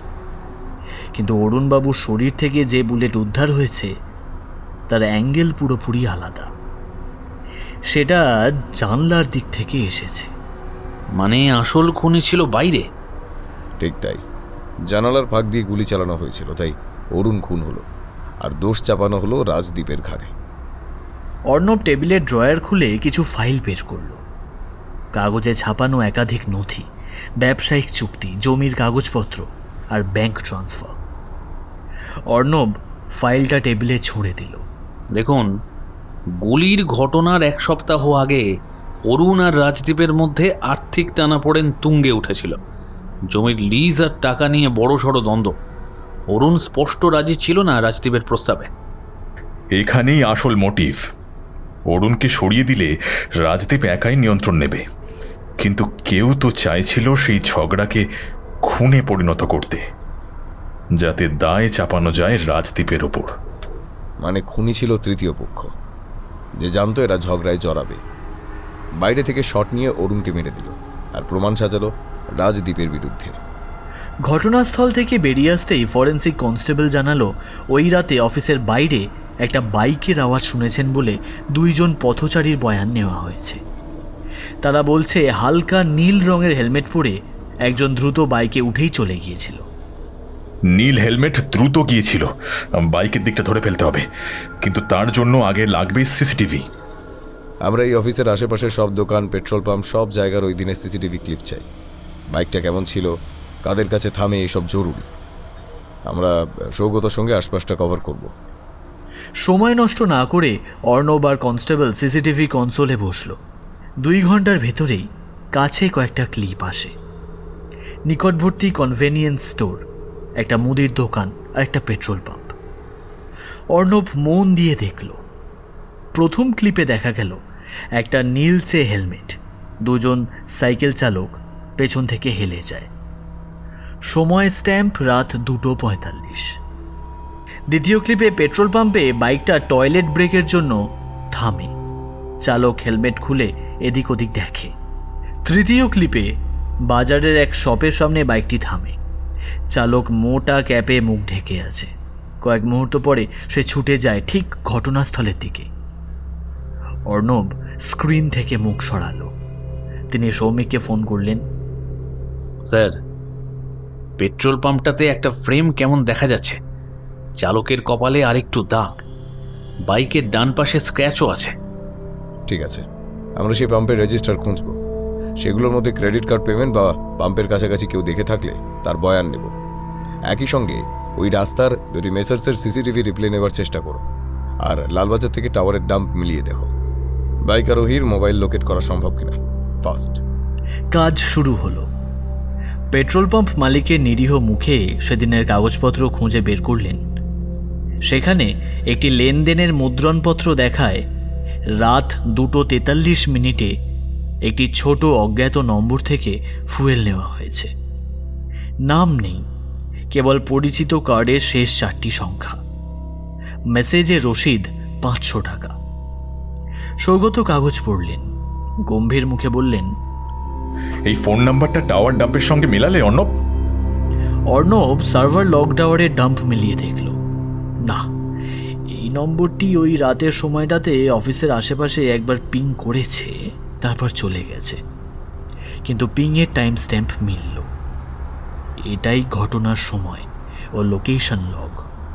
এখন আমার ওই ফোন নম্বরের ডিটেলস চাই। অপারেটরকে সাপোনা করব। ওই নাম্বারের আচরণ ভেতরের আউট চেক করলেই আমরা যেন সেই রাইডারকে ধরতে পারি। অর্ণব, তুমি এবার আমাদের কাছে চলে এসো, আমাদের যা দেখার দেখা হয়ে গেছে। অর্ণব এবার কনসোল রুম ছেড়ে সৌগত আর সৌমিকের কাছে গেল। ফোন করে লোকেশন জেনে নিয়ে পৌঁছালো সিসিটিভি ফুটেজ দেখা পেট্রোল পাম্পের কাছে। অর্ণব পৌঁছালো। কিছুক্ষণের মধ্যে পেট্রোল পাম্পের মালিক এসে হাজির। সে বলল ওই রাতে ওই রাস্তার মোড়ে একটা পুরনো মেকানিকও ছিল। সে বলে ওই বাইকটা তার চোখে পড়ে। আজকাল বাজারে দেখা যায় না এমন একটা স্টিকার ছিল বাইক সাইডে। এখানেই অর্ণবের মাথায় একটা আইডিয়া ভিড় করলো। স্টিকার কি কোনো ক্লাব বা বেঞ্চের লোগো ছিল? এই ধরনের স্টিকার সাধারণত সস্তা, কিন্তু স্থানীয় কোনো গ্যাং বা প্রাইভেট ইভেন্টের চিহ্নও হতে পারে। পরের 3 ঘন্টায় তারা পাম্প রেজিস্টার, দোকানের বয়ান ও আশেপাশের সিসিটিভিগুলো আরও খতিয়ে দেখতে লাগলো।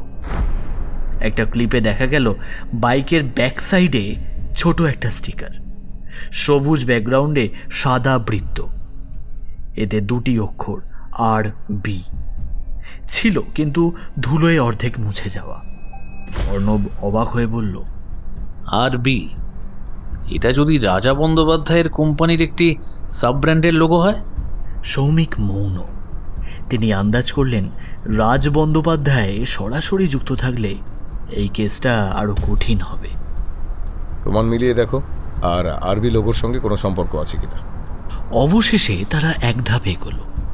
বাইকটির স্টিকার, পেট্রোল পাম্পের রসিদ, টাওয়ারের লগ, এই সব মিলে একটা সূত্র তৈরি করল। বাইকটি ছিল অস্থায়ীভাবে ধার করা।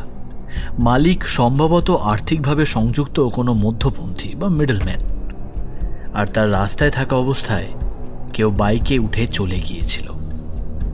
বাইকের রং, নকশা সবই মিলছিল সেদিন রাতের ফ্রেমের সঙ্গে। এবার সৌমিক 3টি টিম বানালেন। অপারেটরের সাপোনার টিম, বাজার সিসিটিভি আর মেকানিক অনুসন্ধান টিম, আর্থিক টেস্টিং টিম যারা পেট্রোল পাম্পে কার্ড পেমেন্টের শেষ 4টি নম্বর ধরবে। অর্ণব দ্বিধাতে, এখন তারা এক ধাপ বেশি এগিয়েছে নাকি? তবে বিস্তারিত প্রমাণ ছাড়া কোনো বড় ধাক্কা দেওয়া যাবে না। এখানে সত্যের সন্ধান ছোট, একটি বাইক, একটি স্টিকার, একটি রসিদ, কিন্তু এগুলোই ছিল তাদের রসদ, যার মাধ্যমে আস্তে আস্তে বড় মুখোশগুলো আড়াল থেকে বেরোবে। প্রথম ধাপ, অপারেটরকে সাবপোনা করতে হবে। ফোন নাম্বারটা যেদিন পাম্পে ব্যবহৃত হয়েছিল তার মালিকানা জানতে চাইব। আদালতের অর্ডার হয়ে গেছে, এবার দেখব নামটা কার। কয়েক ঘন্টার মধ্যে এলো রিপোর্ট। নাম উঠল বিশ্বজিৎ দত্ত, বয়স 28। একসময় রাজা বন্দ্যোপাধ্যায়ের কোম্পানিতে জুনিয়র অ্যাকাউন্টস স্টাফ ছিল, পরে রহস্যজনকভাবে চাকরি ছেড়ে দেয়। মানে ওই কোম্পানিরই লোক?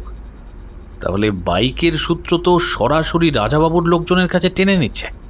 হ্যাঁ, কিন্তু আমরা সরাসরি ধরবো না, আগে বাইকটা খুঁজতে হবে। বাইকের রং, মডেল আমাদের হাতে আছে। এবার টিম গেল সেই পাম্পের মোড়ের পুরনো মেকানিকের কাছে।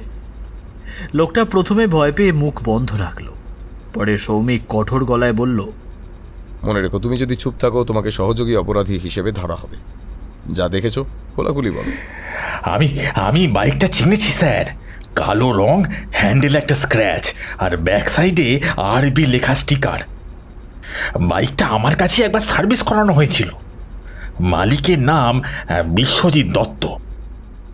অর্ণব আর সৌমিক একে অপরের দিকে তাকালো। মিলটা স্পষ্ট হয়ে গেল। ফরেন্সিক ল্যাব থেকে পাওয়া টাওয়ার ডাম্প আর লোকেশন লগ মিলিয়ে দেখা গেল বাইক চলার রুট স্পষ্ট হয়ে যাচ্ছে। রাত 2:45 পেট্রোল পাম্প, 3টে অফিসের কাছাকাছি, 3:20 আবার বাইপাস ধরে বেরিয়ে যাচ্ছে। আর আশ্চর্যের ব্যাপার, ঠিক ওই সময়ই রাজা বন্দ্যোপাধ্যায়ের ফোনও একই টাওয়ারে পিং করছে।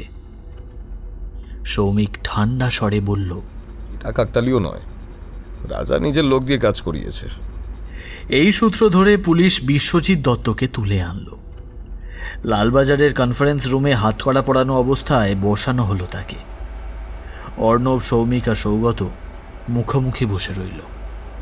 বিশ্বজিৎ, বাইকটা তোমার, স্বীকার করো। হ্যাঁ স্যার, আমারই, কিন্তু আমি ওই রাতে বাইক চালাইনি। এটা তোমার বাইক, তোমার নাম্বার, তোমার পেমেন্ট কার্ড। বলো তাহলে, বলো ওই রাতে চালাচ্ছিল কি? আমাকে বলা হয়েছিল বাইকটা গ্যারেজে রাখতে, বাকিটা তারা সামলে নেবে। তারা রাজাবাবুর লোক, তারা বাইকটাকে নিয়ে গেছিল। কারা ছিল? সুমন রায়চৌধুরী আর শুটার পরেশ। শুটার কি করে জানলেন? রাজাবাবুই এক পার্টিকে আমার সঙ্গে যোগাযোগ করিয়েছিলেন, বলেছিলেন আমার কাজে শত্রু প্রতিদিন বাড়ছে, জানি না কখন কিভাবে ফেঁসে যাব, তাই তো নিজের সুবিধার জন্য, নিজেকে রক্ষা করার জন্য আমি প্রফেশনাল শুটার পরেশকে আমার কাজে নিয়োগ করলাম। আপনার যেমন ইচ্ছে। লালবাজারের ঘরে সেই মুহূর্তে চাপা নীরবতা। সুমনের নাম শুনেই অর্ণব, সৌমিক আর সৌগত একে অপরের দিকে তাকালো। মানে খেলা আবার ঘুরে যাচ্ছে। সুমন তার মানে বাইকের সঙ্গে এবং শুটার পরেশের সাথেও যুক্ত ছিলেন। ঠিক তাই, কিন্তু একটা জিনিস খেয়াল করো, এটা শুধু সুমনের কাজ নয়, এর পেছনে আরেকজন শক্তিশালী মাস্টার মাইন্ড আছে। স্যার, আমি কসম খেয়ে বলছি, আমি শুধু বাইক দিয়েছিলাম। আমাকে রাজাবাবুর লোকেরা বলেছিল চুপচাপ কাজটা করতে, না হলে আমাকেও শেষ করে দেবে। আমি তো খালি ভয় কিছু বলিনি। রাজাবাবুর নাম আবার এলো। এবার সরাসরি কানেকশন, বাইক, টাওয়ার, লোকেশন আর সুমনের সূত্র। 2 ঘন্টা পরেই সুমনকে আবার রুমে আনা হলো। সামনে বসানো হলো বিশ্বজিৎকে। এবার মুখোমুখি জেরা হবে, দেখি কে সত্যি বলছে। অর্ণব এবার CCTV print out, tower dump আর বাইকের সার্ভিস রেকর্ড টেবিলে রাখলো আর বলল, এগুলো সব মিলিয়ে দেখো, তোমাদের নাম একে একে জুড়ে গেছে। না, আমি আমি ওই রাতে শুধু ডেলিভারি বয় ছিলাম। কাকে কাকে ডেলিভারি দিয়েছিলে? রাজাবাবু দেহরক্ষী পরেশকে। আচ্ছা সুমন, এবার বলুন তো, এই ফরেন্সিক রিপোর্ট আপনি কার সাহায্যে ম্যানিপুলেট করেছিলেন? আপনি যদি না বলেন আমরা কিন্তু ঠিক বের করতে পারবো। নিজে থেকে বললে সময় বাঁচবে আর শাস্তিটাও কম হবে।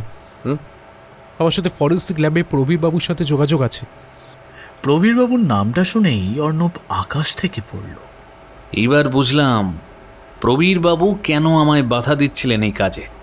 পরেশ রাজাবাবুর ছায়া সঙ্গী।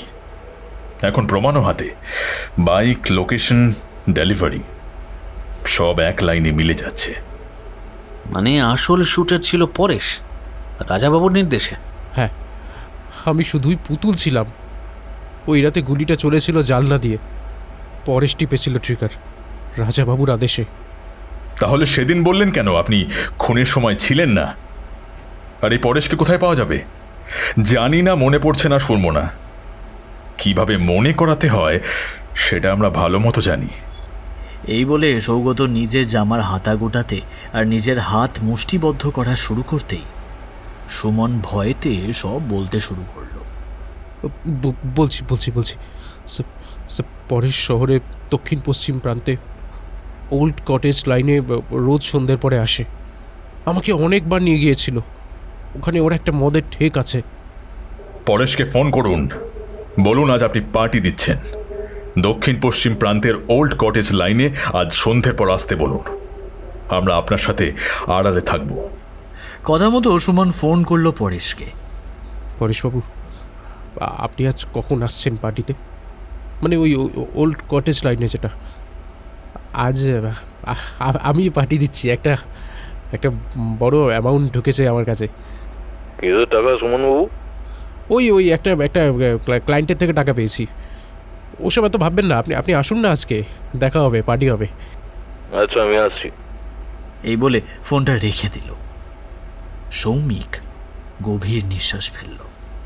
এবার পরিষ্কার, রাজদীপকে ফাঁসানো হয়েছিল ইচ্ছে করেই, রাজা বন্দ্যোপাধ্যায়ের স্বার্থ বাঁচাতে। শোনো, এবার আমাদের 3টে কাজ। 1, পরেশকে গ্রেপ্তার করতে হবে। 2, আর্থিক ট্রেসিংয়ে প্রমাণ আনতে হবে রাজাবাবুর বিরুদ্ধে। আর 3, প্রবীর বাবুকে জেরা করা হবে। এবার সময় নষ্ট না করে আবার ফরেন্সিক ল্যাবে সুমনকে নিয়ে গিয়ে প্রবীর বাবুকে জেরা করা শুরু হলো। আপনি সুমনের কথা মতো রিপোর্ট ম্যানিপুলেট করেছেন, অস্বীকার করার কোনো জায়গা নেই। সুমন আমাদের কাছে সব স্বীকার করেছে। প্রবীরবাবু বুঝলেন এবার আর পালানোর পথ নেই। তিনি বলতে শুরু করলেন, আমি নিজে এমনটা করতে চাইনি। আমাকে বলা হলো রাজাবাবু মানে রাজা বন্দ্যোপাধ্যায়ের তরফ থেকে চাপ আছে, এই কাজ না হলে আমার পরিবার শেষ হয়ে যাবে। আমি ভয়তে এইসব কাজ করেছি। আপনার এই স্বীকারোক্তি আদালতে প্রয়োজন হবে। আপনি লিখে দিন আপনার বয়ান। আপনাকে আমাদের হেফাজতে থাকতে হবে। আদালতে আপনাকে প্রয়োজন হবে। প্রবীরবাবুর বয়ান সংগ্রহ করা হলো। সৌমিক কপাল কুঁচকে জানালার দিকে তাকালো। লড়াই কঠিন হবে। রাজা বন্দ্যোপাধ্যায় শুধু ব্যবসায়ী নয়, প্রভাবশালীও, কিন্তু এবার সে পালাতে পারবে না। ফরেন্সিক ল্যাব থেকে বেরিয়ে এসে টিম সন্ধ্যার পর শহরের দক্ষিণ পশ্চিম প্রান্তে ওল্ড কটেজ লাইনে নামলো, সঙ্গে সুমন। সেই এলাকাটা যেখানে পরেশের নাম নানাভাবে শোনা যাচ্ছিল। মামলার চাবিকাঠি এখন সেইখানে। রাজাবাবুকে খালি ধরা নয়, প্রমাণ নিয়ে ধরে আনবো। পরেশকে আজ রাতেই আমরা ঘিরে ফেলব। সুমনের নক্ষত্রের টিম ব্যাকআপে থাকবে, আর ফরেন্সিক আইটি সঙ্গে থাকবে। অর্ণব চুপচাপ তার ব্যাকআপ পেন ড্রাইভগুলোর লিস্ট দেখল। Copy, hash record, server log. তার গলায় এক অদ্ভুত স্থিরতা। এবার যদি তারা সফল হয়, আদালতে শক্ত একটা প্রমাণ যাবে। সন্ধ্যার সময় টিম রওনা দিল ওল্ড কটেজ লাইনে সুমনকে নিয়ে। কিছুক্ষণের মধ্যেই সুমনের ফোনে পরেশের ফোন আসে। কোথায় তুমি সুমন? আপনি কোথায় আছেন? এই তো পার্কের সামনে। আসছি। এই বলে ফোন রাখার পর সুমনের দেখানো নির্দেশে টিম হাজির হলো পার্কের সামনে। পার্কের সামনে হাজির হতেই পরেশকে দূর থেকে চিনিয়ে দিল সুমন। এবার সৌগত আর পুলিশ বাহিনী দেরি না করে সঙ্গে সঙ্গে পরেশের কাছে এলো। পরেশ পিছন ফিরেছিল। একটু শুনবেন? কে আপনি? পুলিশ। কিছু না বলেই পরেশ ছুটতে চাইল। তারপর যা হলো, পুলিশ দুই ধারে তাকে আটকাতে লেগে পড়ল। পরেশ নিজেকে বাঁচাবার জন্য গা ঝাঁকাবার চেষ্টা করলো, কিন্তু পারল না। 2-3 মিনিটের মধ্যে পরেশ ধরা পড়ে গেল। তোমরা মাফ চাও, রাজাবাবু জানবে তোমরা কেউ বাঁচবে না। পরেশ, তুমি ধরা পড়ে গেছো। তোমার ফোন, গ্লাভস আর বাইকের চাবি আটক করা হচ্ছে। পরেশকে আটক করা হলো আর রাখা হলো লালবাজারে। টেকনিশিয়ানই প্রথম হাঁপ দিয়ে এসে জানালো, পরেশের পকেটে একটি ছোট লেজার পয়েন্টেড নলি কাটা গ্লাভস আর একটা মোবাইল পাওয়া গেছে। মোবাইলে বেশ কিছু মেসেজ, যার সময় স্ট্যাম্প ঘটনার সঙ্গে মিলে যায়। সবার চোখে হালকা ঝিলিক। এটাই প্রাথমিক প্রমাণ। সবার সামনে বসিয়ে জেরা শুরু হলো পরেশকে। পরেশ প্রথমে চিৎকার করলো, দোষ পার্টনারদের দিকে ছুঁড়ে দিল। কিন্তু যখন তার ফোনটি ফরেন্সিক আইটি টিম খুলে দেখল, কল লগ, আউটগোয়িং কলগুলোতে দেখা গেল তার থেকে আগে পরে একাধিকবার RB নামক সংক্ষিপ্ত টেক্সট বার্তা। এই কল স্ট্যাম্পগুলো রাত 2:43, 2:45 আর মেসেজগুলোর একটি কোড RB ডান, এই সব মিলে গেছে। সৌগত এবার কাগজ টান দিয়ে তুলে ধরল টাওয়ার ডাম্প রিপোর্ট, যেখানে ওই সময় রাজা বন্দ্যোপাধ্যায়ের স্ট্যান্ডার্ড নম্বরটি একটি সেলে পিং করেছে। সৌমিক চেয়ারে হেলান দিয়ে বলল, এখন বলো, যখন রাজাবাবু কল দিল তখন তুমি ট্রিগার টিপলে, তাই তো? লুকিয়ে লাভ নেই, আমরা সব জেনেছি। সুমন সব বলেছে আমাদের। ওরা আমাকে বলেছিল ট্রিগার করো, আর আমি ট্রিগার করি। কার কার্ড ব্যবহার করা হয়েছে পেট্রোল পাম্পে? কিছুক্ষণের মধ্যেই আর্থিং টেস্টিং টিম রিপোর্ট সামনে আসতেই দেখা গেল পেট্রোল পাম্পে যে কার্ডটি ব্যবহার করা হয়েছে তার শেষ 4টি সংখ্যা রাজা বন্দ্যোপাধ্যায়ের কোম্পানির কর্পোরেট ক্রেডিট কার্ডের সঙ্গে মিল দেখাচ্ছে। তার মালিকানা পরীক্ষায় নাম স্তরে স্তরে শহরের আর্থিক নেটওয়ার্কে ছড়িয়ে আছে। সেই রিপোর্ট দেখিয়ে সৌগত কাগজটা পরেশের নাকের কাছে রাখলেন। এই ছিল তোমার অর্ডার রিসিপ্ট, চলতি অর্থে লেনদেনের রেকর্ড। এবার আর কিছুই বলতে পারল না। সিদ্ধান্ত নেওয়া হলো তাকে লালবাজারের পুলিশ হেফাজতে রাখা হবে, আর মোবাইলের ফরেন্সিক কপি রাখা হবে, আর রাজা বন্দ্যোপাধ্যায়ের বিষয়ে সাবপোনা চেয়ে উচ্চ আদালতে আবেদন পাঠানো হবে। সৌমিক শেষ মুহূর্তে অর্ণবের দিকে তাকিয়ে বলল, তুমি পেন ড্রাইভের কপি হ্যাশ করে রাখো। সার্ভারের লক যা মোছা হয়েছে বা ডিলিট হয়েছে সেটা আমরা আইনি নথিতে উল্লেখ করব। আজ রাতে আমরা প্রথম ধাপে পরেশকে ধরেছি, আগামী ধাপে রাজাকে ধরে আনব। তুমি সেদিন সুমনকে ফোন করে বলেছিলে ফরেন্সিক ল্যাবের রিপোর্ট ম্যানিপুলেটও করতে, তাই তো? পরেশ প্রথমে অস্বীকার করে। তুমি যতই অস্বীকার করো, সুমন কিন্তু সব স্বীকার করেছে। ও কিন্তু তোমার নাম বলেছে, আর এটাও বলেছে তুমি যুক্ত আছো। হ্যাঁ, আমি সুমনকে দিয়ে ম্যানিপুলেট করতে বলেছিলাম রিপোর্টটা। সব কিছু লিপিবদ্ধ হলো, কিন্তু প্রত্যেকেই জানত এটা বড় ধাপে প্রথম সাফল্য। প্রকৃত যুদ্ধ এখনো বাকি। রাজা বন্দ্যোপাধ্যায়ের মতো লোকেরা ঠিক চূড়ায় থাকবে, তাই তাদের সামনে আরও কঠিন প্রমাণ প্রস্তুত রাখতে হবে। সৌমিক চোখে এক অদ্ভুত দৃঢ়তা নিয়ে বলল, আচ্ছা, আমরা এই কেসের কন্ডাক্টরকে ধরলাম, এখন ড্রাইভারকে ধরতে হবে। তাকে ধরাই আমাদের কাজ। এবার পরেশের মোবাইল থেকে পাওয়া কল লগ ও ব্যাংক ট্রেসিং প্রমাণ করে দিল রাজা বন্দ্যোপাধ্যায়ের হাতেই সব সুতো। রাজা বন্দ্যোপাধ্যায়ের বাড়ির লোকেশন জানা গেল পরেশের কাছ থেকেই। সময় নষ্ট না করে ভোরবেলায় পুলিশ অভিযান চালালো রাজার বাসায়।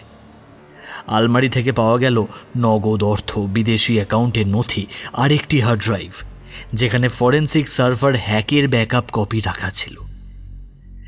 রাজা বন্দ্যোপাধ্যায় আর সেই সময় পালাতে পারলেন না, গ্রেপ্তার হলেন। নাম করা রিয়েল এস্টেট ব্যবসায়ী, যিনি শহরের প্রভাবশালী মহলে চলাফেরা করতেন, এখন তার হাতে হাত করা। এদিকে আদালতে ধীরে ধীরে ঘনিয়ে এলো রাজদীপের ফাঁসির দিন। অবশেষে রাজদীপের ফাঁসির দিন এলো, কিন্তু এই দিনে উচ্চ আদালতে উন্মোচন হতে শুরু করলো এক নতুন তথ্য। মাননীয় বিচারপতির কাছে সমস্ত তথ্য প্রমাণ পেশ করার পর প্রমাণ হলো যে রাজদীপ খুন করেনি।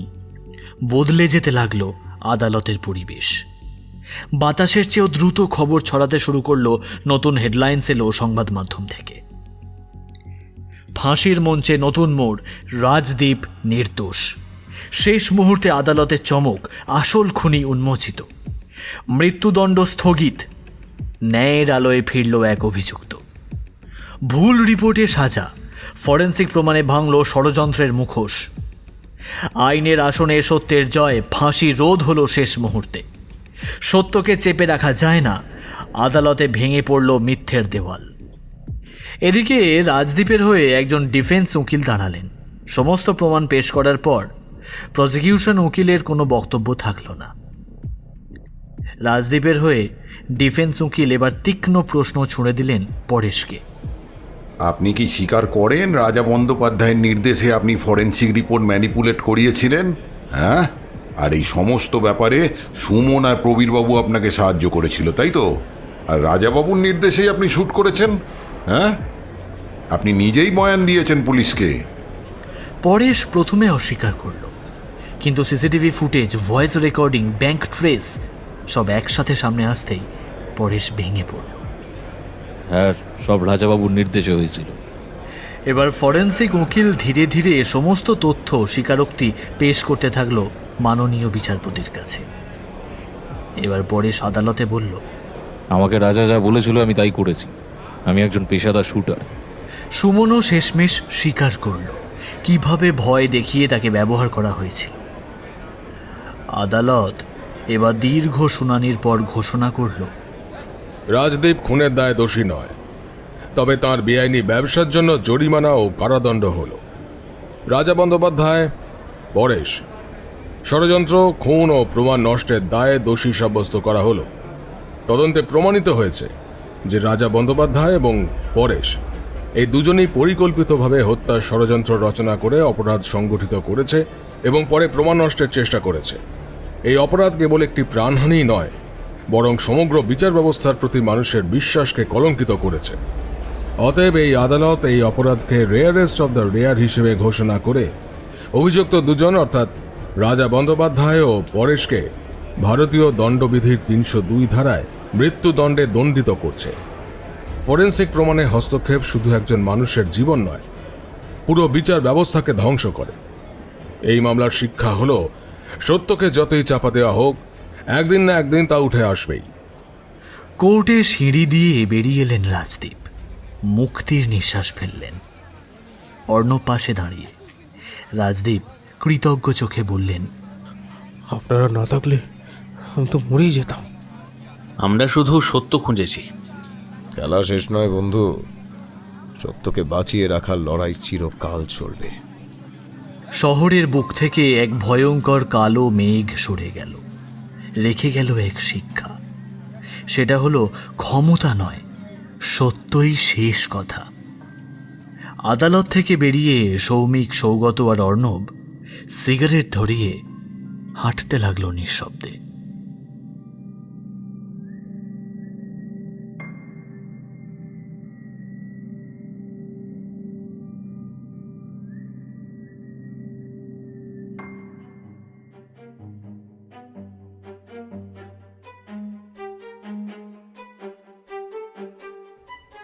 আজকের গল্পটি আপনাদের কেমন লাগলো কমেন্ট বক্সে আপনাদের মূল্যবান মতামত জানাতে কিন্তু একদম ভুলবেন না।